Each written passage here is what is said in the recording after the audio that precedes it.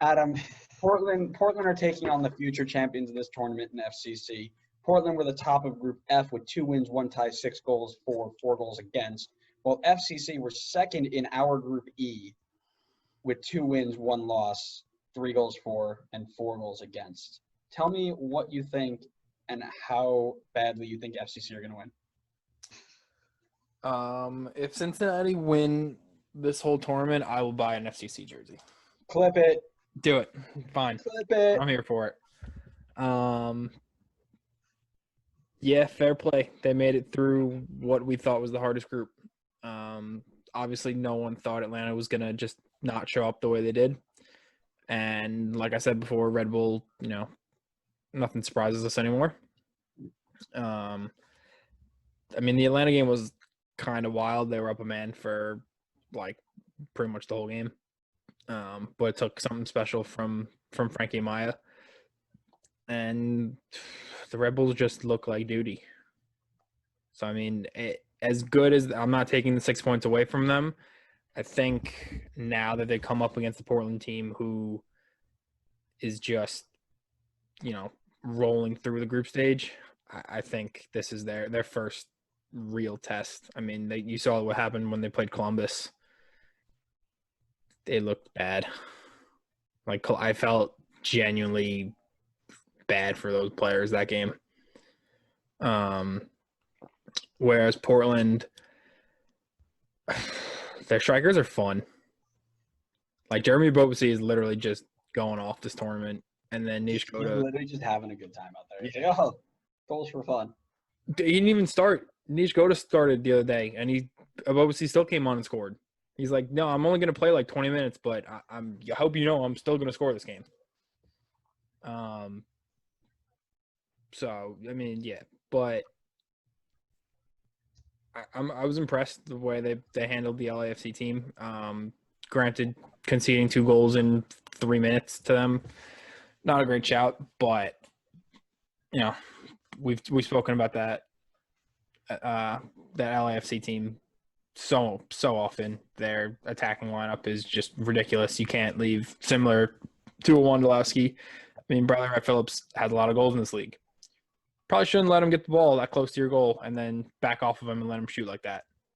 Just a thought. I don't coach in this league, but it's a pretty obvious.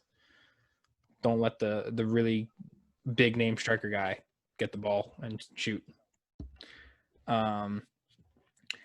As far as players to step up, just have a Bobasi do what he's do. Just whatever, whatever he's having for breakfast. Clearly he's eating his Wheaties.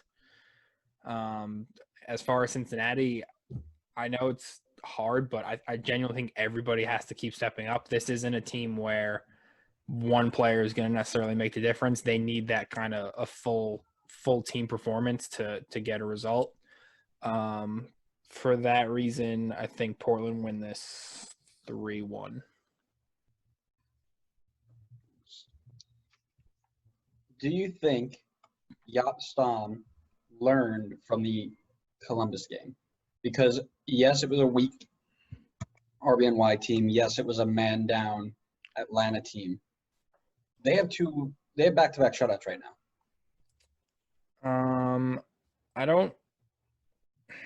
It's tough. I don't know if he learned from the Columbus game because of how dominant Columbus were. You know what I mean? At points, genuinely, I don't say that as a joke. I felt bad for Cincinnati at one point. Columbus was literally playing keep away. They were up 4-0, and if they really wanted to, probably could have scored 2 or 3 more. That's the realistic truth of that game is Columbus steamrolled them. So I'm sure Jaap Stam looked at it and said, these are things that we could work on. That was his first game really in charge of them. So I'm sure he took things away from it, but I think he probably learned more from the other 2 games